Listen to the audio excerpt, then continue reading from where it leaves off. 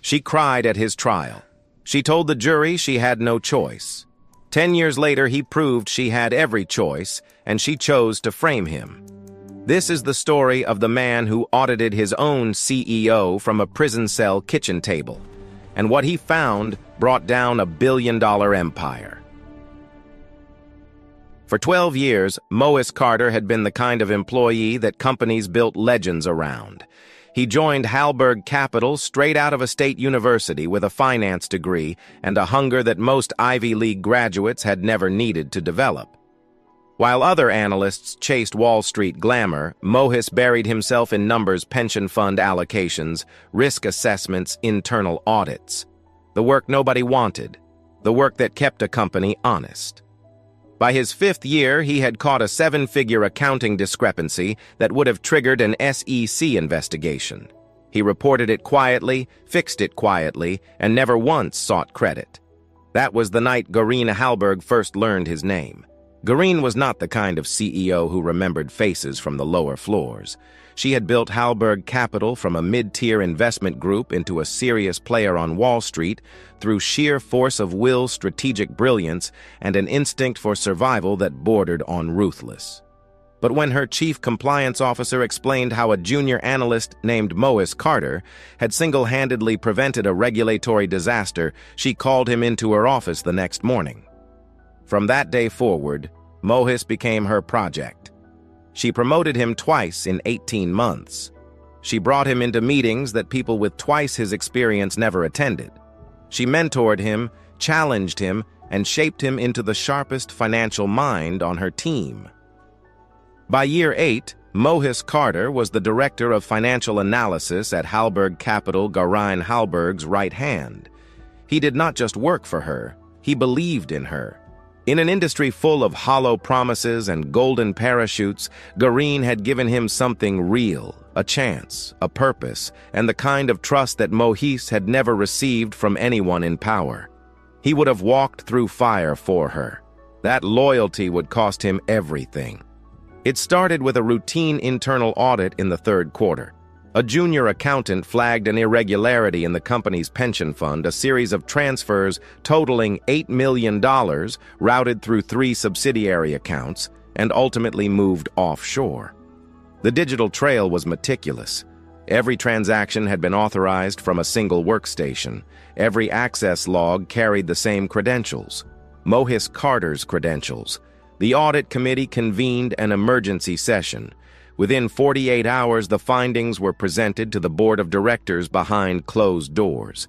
The evidence was overwhelming timestamps, IP addresses, authorization codes, all pointing to one man.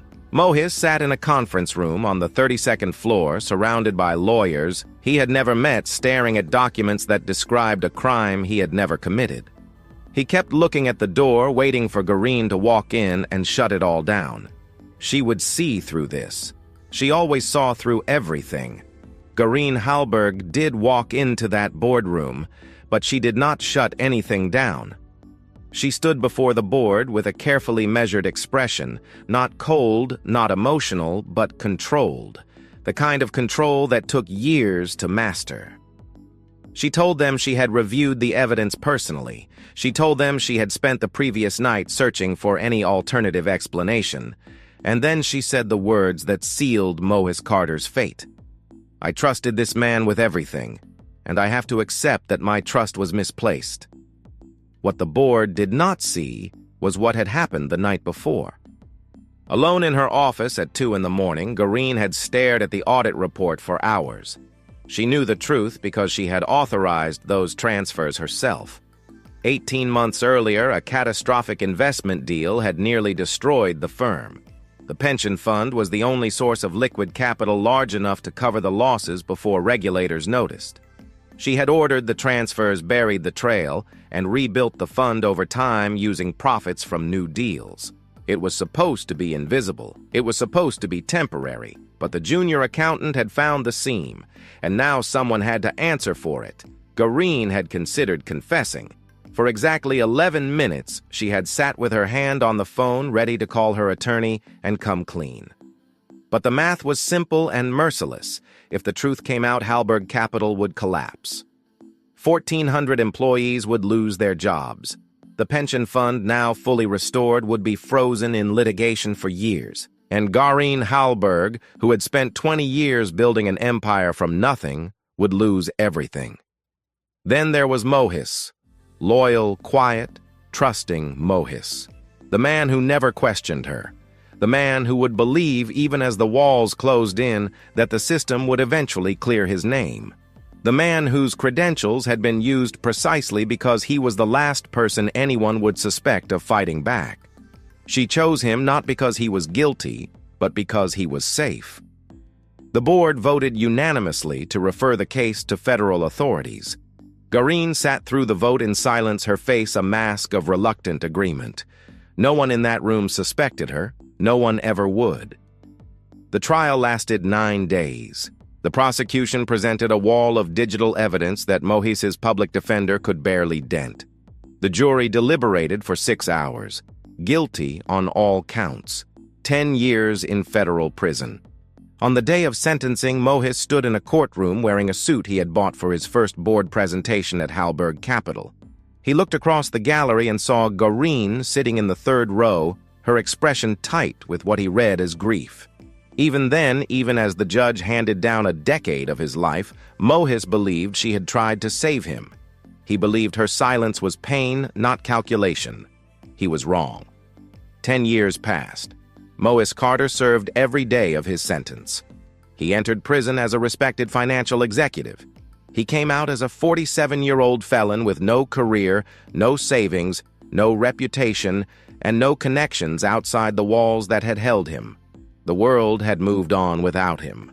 His former colleagues had scattered. His name, when it appeared at all, appeared only in case studies about corporate fraud. But the world had been very good to Garin Hallberg. In the decade since Mohis's conviction, Hallberg Capital had tripled in size. Garin had been featured on the cover of 3 major financial magazines. She sat on the boards of 2 multinational corporations. And now she was preparing to close a deal worth $300 million with an international investment consortium, the kind of deal that would cement her legacy as one of the most powerful women in American finance. Mohis learned all of this in a public library 3 days after his release, sitting at a computer terminal with a temporary ID card and nothing else to his name. He did not scream. He did not break anything. He sat very still, reading article after article, and felt something shift inside his chest, not rage, but clarity.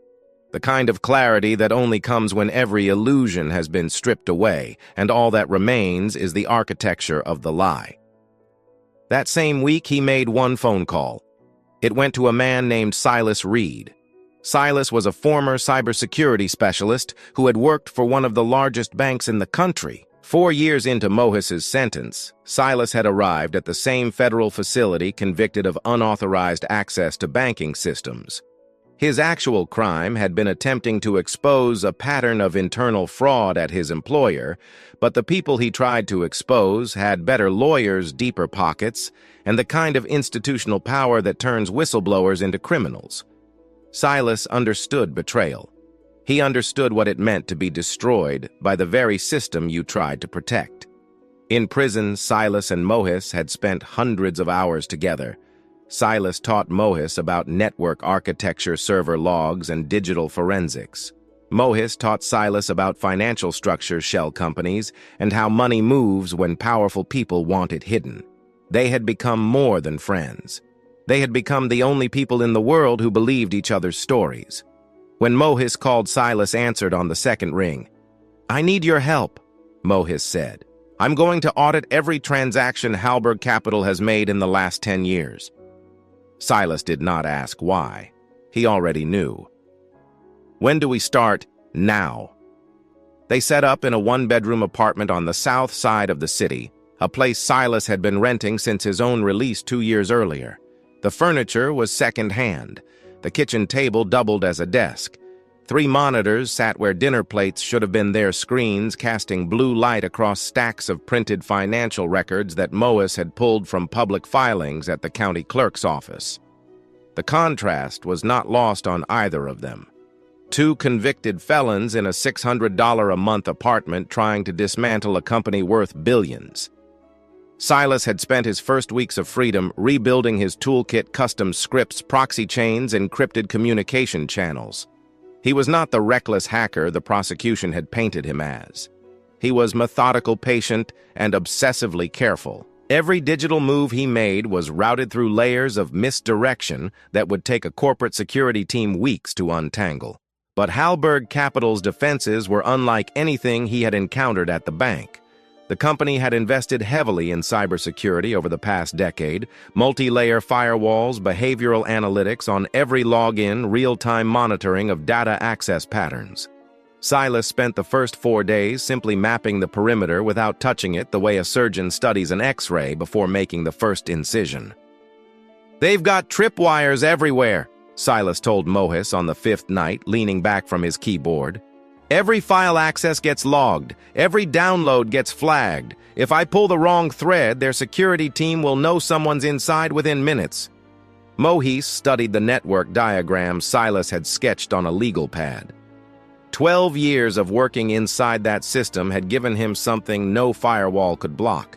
He knew how the company thought. He knew which servers held the archived financial records, which databases stored the audit trails, and most importantly, he knew the naming conventions that Hallberg Capital used for internal file structures, conventions that had not changed since he had helped design them. "You don't need to break through the front door," Mohis said, tracing a line on the diagram with his finger. "The archived quarterly reports from 10 years ago are stored on a legacy server. It was scheduled for decommission before I went in. If they never migrated the data, the security protocols on that server are a decade old." Silas found the server the next morning. Mohis was right. The archived data sat on aging hardware with outdated encryption, a digital time capsule that nobody at Hallberg Capital had thought to protect because nobody had thought anyone would ever come looking for it. The first files they recovered were routine quarterly earnings reports, board meeting minutes, standard compliance documents. But buried beneath layers of mundane corporate paperwork, Mohis found what he was looking for, the original transaction records from the quarter he was convicted. He had studied those records in the courtroom. He had seen the prosecution's version, clean linear damming. But the raw server logs told a different story. The transfers that had been attributed to his workstation had been initiated at 2:17 in the morning on a Tuesday, a night Mohis could account for, because he had been at a hospital emergency room with a broken wrist after a fall in his apartment. His medical records would have proven that. His public defender had never requested them. But what shook Mohis was not the confirmation of what he already suspected. It was what came next. The $8 million had not simply been stolen. It had been moved through 3 shell companies' entities that did not exist in any public registry Mohis had ever seen. Silas traced the incorporation records and found that all 3 had been registered within a 2-week window, 18 months before the audit, using a registered agent based in Delaware. The agent's client list was sealed, but the timing was unmistakable. These companies were created specifically to move the pension fund money. And then Mohis found the authorization codes. Every major financial transfer at Hallberg Capital required dual authorization. 2 senior executives had to digitally sign off on any movement above $500,000. The first signature on the $8 million transfer belonged to Mohis Carter's stolen credentials. The second signature belonged to an account designated only by an internal code EXEC-PRIME. Mohis knew that code. Every director-level employee at Hallberg Capital knew it. Exec Prime was the authorization handle reserved exclusively for the CEO. Gareen Hallberg had not simply allowed Mohis to take the fall, she had personally signed the order that moved the money.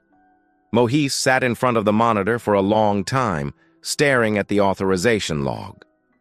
He had spent 10 years in prison, holding on to one belief that Gareen had been deceived by the evidence, just as the jury had. That she had been trapped by circumstances. That her silence in the courtroom was the silence of someone who wanted to help, but could not. He remembered the morning she had first promoted him. She had called him into her corner office, handed him a coffee she had poured herself, and told him that he was the most honest person she had ever worked with. "This industry eats honest people alive," she had said. "I need you to stay exactly who you are." He had carried those words with him for years, through every late night, every weekend sacrifice, every moment he chose the company over himself. He had believed those words the day he was arrested. He had believed them through every month of his sentence. Now he understood that her silence had been the silence of someone who had already calculated exactly how much his loyalty was worth and decided it was worth less than her empire. She had not been trapped. She had not been deceived. She had looked at him the way a general looks at a map and decided which position was acceptable to lose. Silas watched Mohis from across the room and said nothing. He had seen that expression before on his own face the day he realized the bank he had tried to protect had paid his colleagues to testify against him. There were no words for that kind of betrayal. You simply had to sit with it until it stopped feeling like it was going to kill you. When Mohis finally spoke, his voice was steady. This wasn't a one-time transfer. She built infrastructure for this. Shell companies offshore routing dual authorization using my credentials. This took months to set up.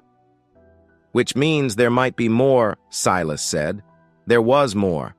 Over the next 3 weeks, they pulled apart Hallberg Capital's financial architecture thread by thread. What they uncovered was not a single act of desperation. It was a system.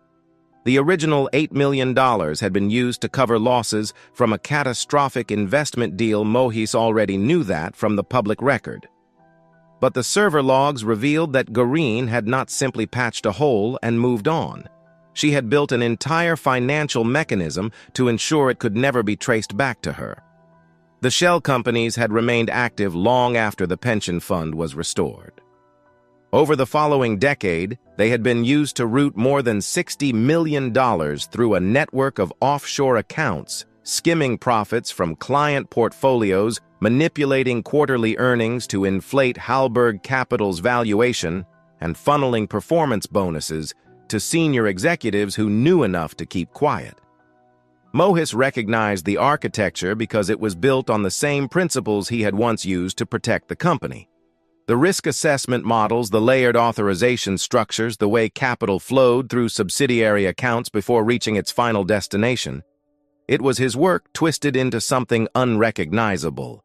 Garin had taken the very systems Mohis had designed to keep Hallberg Capital honest and repurposed them to keep her fraud invisible. That realization hit harder than the betrayal itself. His work, the thing he had been most proud of, the foundation of his career, had been turned into the instrument of his own destruction and the vehicle for a decade of theft. The $300 million deal that Garin was about to close was not built on legitimate growth. It was built on 10 years of fabricated numbers. Mohis laid out the evidence on the kitchen table, printed spreadsheets, server logs, transaction maps. It covered every surface in the apartment. Silas stood at the edge of the room, arms crossed, studying the web of connections. "This goes deeper than just her," Silas said. "The CFO signed off on quarterly reports that don't match the real numbers. The head of compliance would have had to look the other way. And whoever manages those shell companies is still active. Someone is still routing money through them right now." Mohis nodded. He had already identified at least 4 senior executives who had received payments through the offshore network. The fraud was not Garin's alone. It was a machine, and she was the engine. But exposing the engine meant exposing the machine, and the machine employed 1,400 people who had nothing to do with any of it. The first sign that something was wrong came on a Wednesday afternoon. Silas had been running a low-profile scan on Hallberg Capital's current transaction servers, comparing real-time data against the historical records they had already pulled. The scan was designed to be invisible, passive data collection that mimicked routine network traffic. But the legacy server they had been accessing for weeks was not as forgotten as they had assumed. A systems administrator at Hallberg Capital noticed an unusual pattern in the archived server's access logs, a series of red requests that did not match any scheduled maintenance or internal query. The administrator flagged it to the IT security director, who escalated it to the executive floor within hours. By Friday, Hallberg Capital's security team had identified that someone was accessing archived financial records from an external location. They could not yet trace the source Silas's proxy chains held, but they knew the intrusion was targeted, systematic, and focused on records from exactly the period surrounding Mohis Carter's conviction. The report landed on Garine Hallberg's desk on Saturday morning. She read it twice, set it down, and walked to her office window. 50 stories below the city moved in its usual rhythm. Garine stood there watching the traffic, her reflection transparent against the glass. She had thought about Mohis Carter exactly 4 times in the past 10 years. The first was the night after his sentencing, when she had poured herself a glass of wine and sat alone in her penthouse apartment, telling herself that what she had done was necessary. The second was 2 years later, when the pension fund had been fully restored, and she had almost convinced herself that the damage had been undone. The third was the day she was named to the board of the International Finance Council, when a reporter asked her about the scandal that had shaken Hallberg Capital years earlier, and she had answered with rehearsed regret about the employee who had betrayed her trust. The fourth was the morning she learned Mohis had been released. She had expected him to disappear. Most ex-convicts did. They took whatever life the system gave them and tried to survive. Mohis had no money, no connections, no leverage. The rational calculation said he was no threat. But Garine had built her career on rational calculations, and she knew their limit.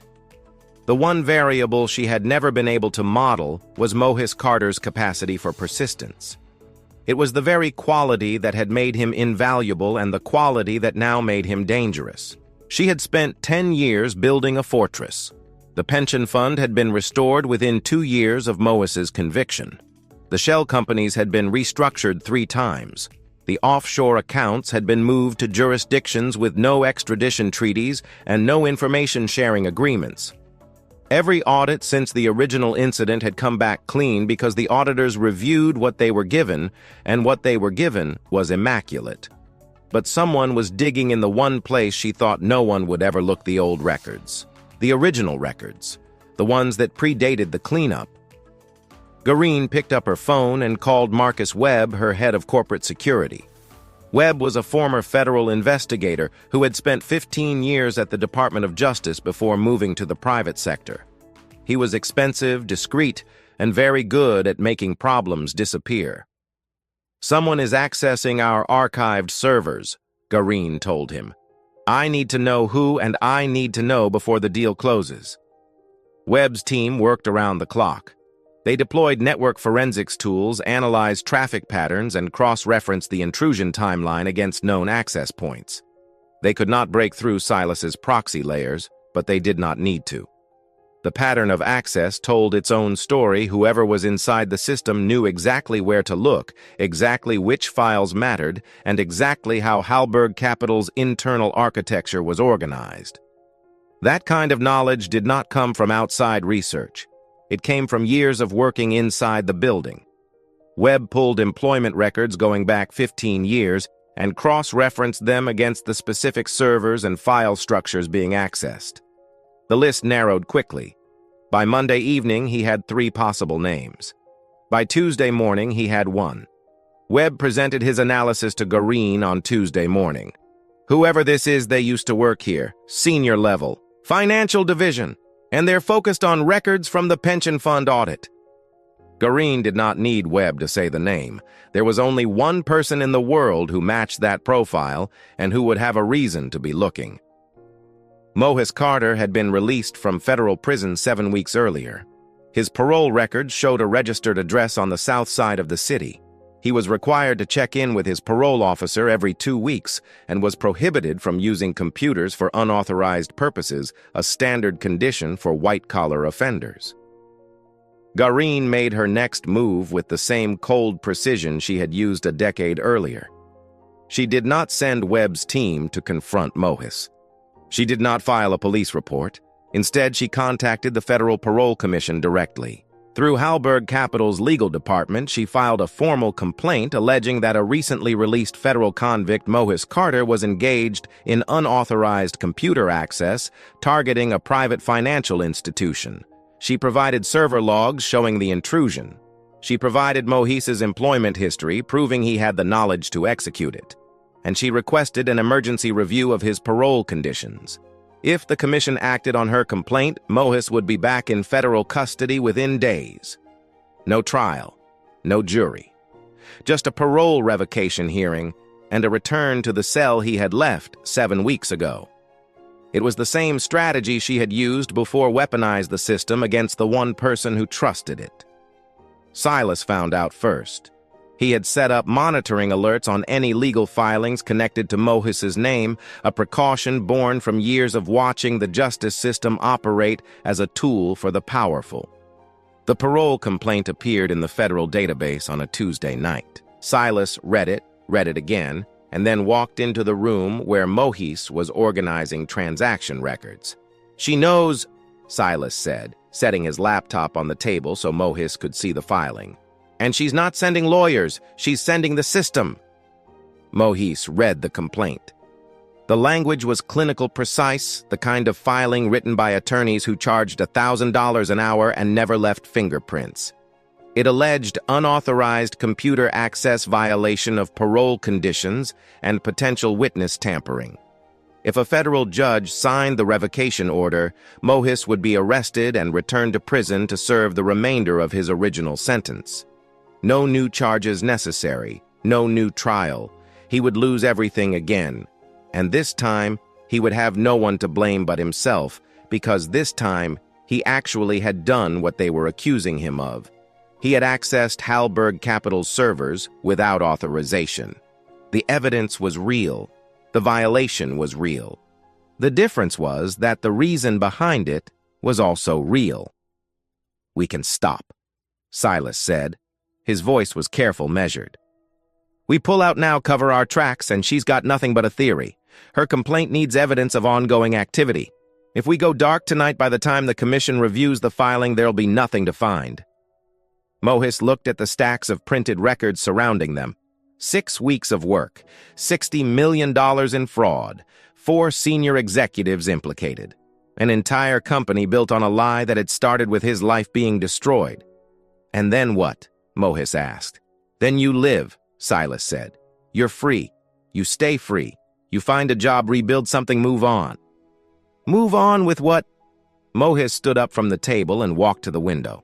The streetlights outside cast orange pools on the cracked sidewalk below. Somewhere in this city, Gaureen Hallberg was sleeping in a penthouse apartment preparing for the most important week of her career, secure in the knowledge that the system she had weaponized once would protect her again. A felony record that says I stole $8 million from a pension fund, a name that shows up in every background check as a convicted thief. I've been moving on for 10 years, Silas. Moving on is what I did every day inside that cell. Moving on is what I told myself every morning when I woke up and remembered that the woman I trusted more than anyone on this earth used me as a shield and walked away. He turned back from the window and looked at Silas directly. "If I stop now, I stay free. But I stay what she made me. I stay the man who stole $8 million. I stay the story she wrote for me. And she keeps building her empire on the bones of everyone she buried." Silas said nothing for a long time. He understood the math. He had faced a version of it himself, the choice between safety and truth, between survival and justice. He had chosen truth once before, and it had cost him 4 years of his life. "If we keep going," Silas said finally, "she'll have that revocation order by the end of the week. You'll be back inside before we can get any of this to the right people." "Then we don't have until the end of the week," Mohis said. "We have until Thursday. That's when she signs the deal. That's when every investor, every regulator, and every camera on Wall Street will be pointed at Hallberg Capital." Silas studied him for a moment, searching for doubt and finding none. Then he turned back to his keyboard. "Thursday it is." They had 48 hours.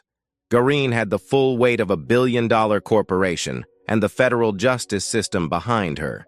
Mohis had a kitchen table full of stolen records, and the one thing Gaureen had never accounted for, the fact that the man she had chosen, because he would never fight back, had spent 10 years learning how. Mohis did not sleep on Wednesday night. He sat at the kitchen table organizing 6 weeks of evidence into a single coherent audit file, the kind of document he had built hundreds of times during his career at Hallberg Capital. Except this time the subject of the audit was the company itself. Transaction logs arranged chronologically. Shell Company Incorporation records matched against fund transfers. EXEC-PRIME, authorization codes linked to corresponding offshore deposits. Quarterly earnings reports placed side by side with the real numbers hidden in the legacy server. Every lie Gaureen had told, documented in the language of the industry she claimed to lead. Silas handled the delivery. He had spent the early hours of Wednesday identifying the right recipients. Not journalists, not bloggers, not anyone who could be bought or pressured into sitting on a story. He found the lead investigator at the Securities and Exchange Commission's Enforcement Division, who had handled 2 of the largest corporate fraud cases in the past 5 years. He found the senior partner at the law firm representing the international consortium that was about to sign the $300 million deal. And he found the assistant director at the FBI's Financial Crimes Unit, who had originally overseen Mohis's case a decade earlier. By 4 in the morning on Thursday, the audit file had been encrypted and sent to all 3.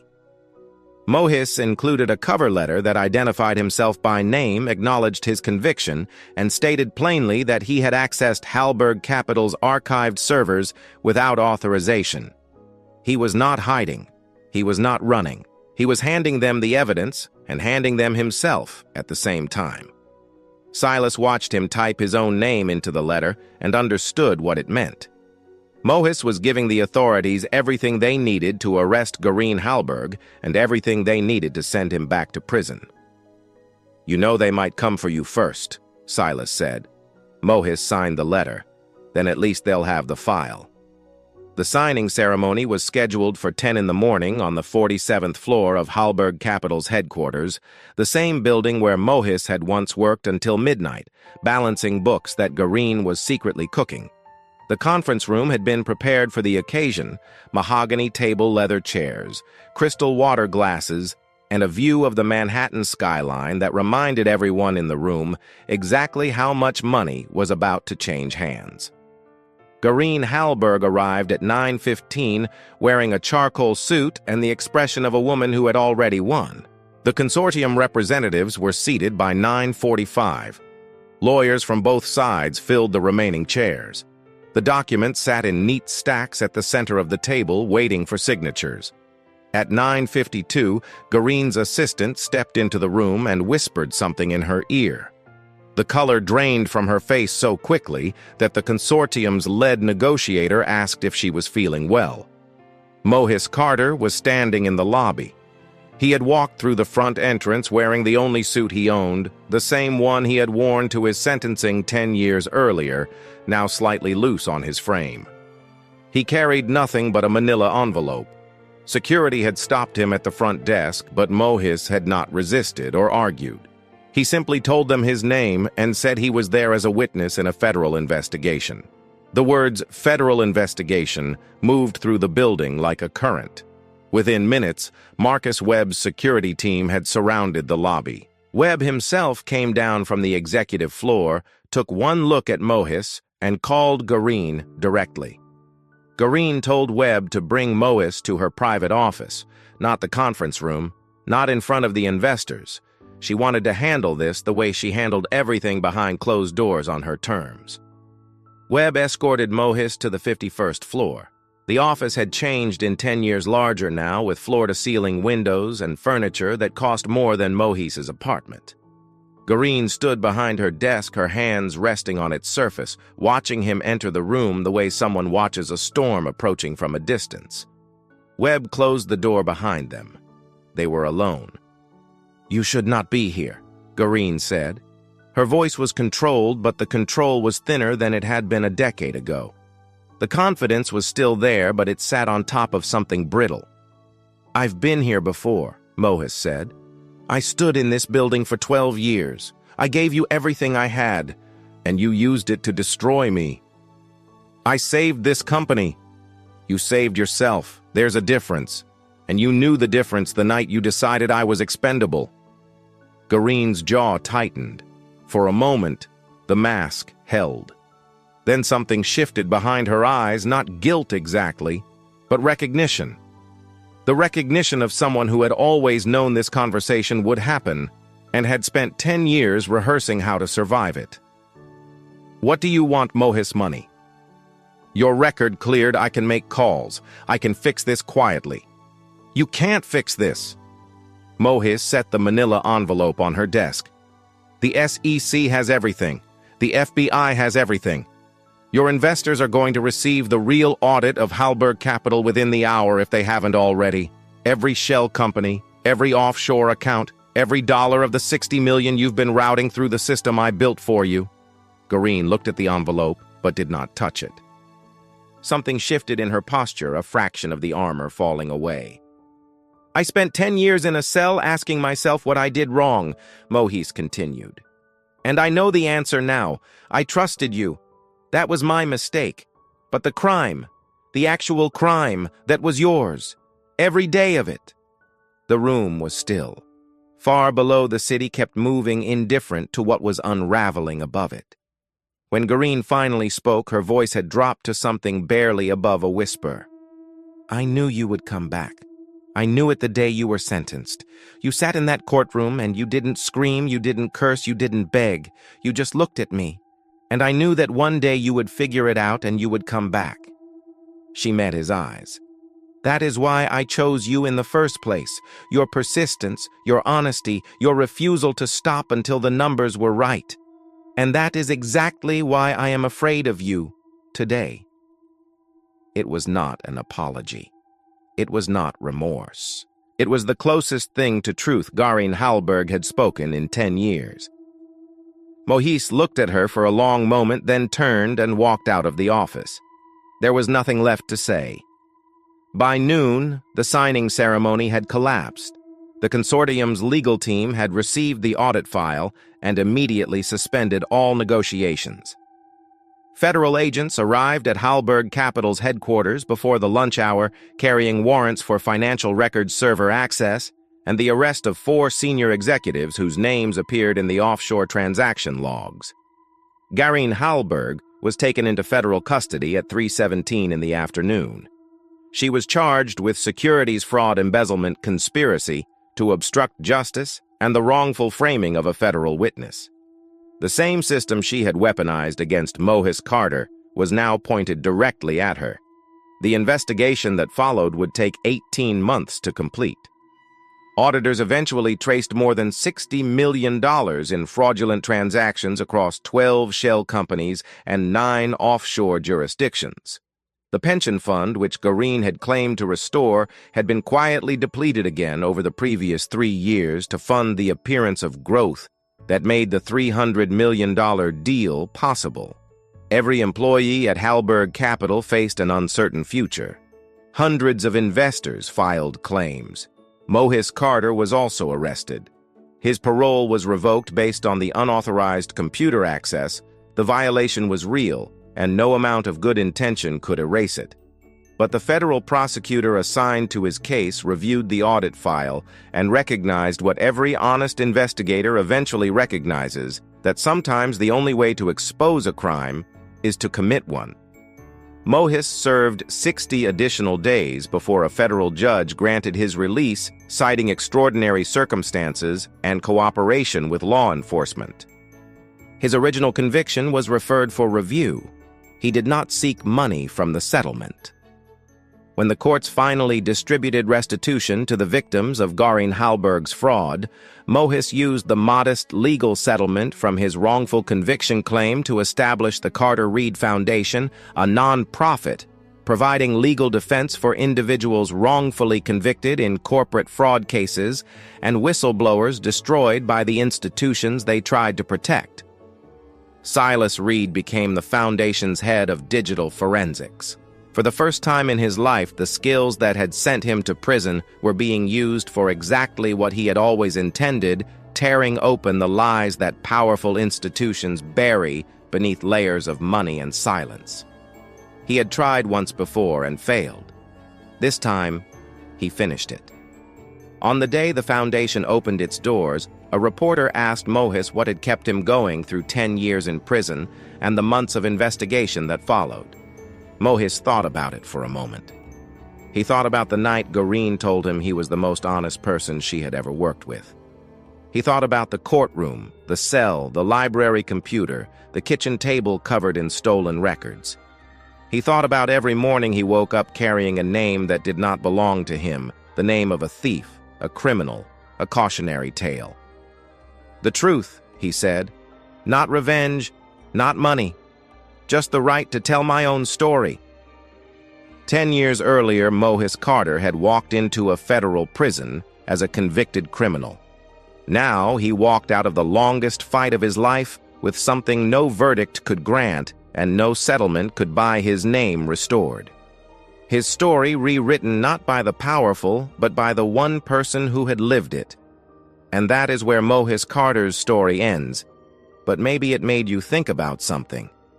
Maybe it reminded you of a time someone you trusted let you down. Maybe it reminded you that the truth, even when it costs everything, is still worth telling. If this story moved you, if it made you feel something, share it with someone who needs to hear it today. And if you haven't already subscribed to this channel, because every week we bring you stories about ordinary people who refused to stay silent when the world tried to erase them. Drop a comment below and tell me, do you think Mohis made the right call? Would you have risked your freedom for the truth? I'll see you in the next one. Next.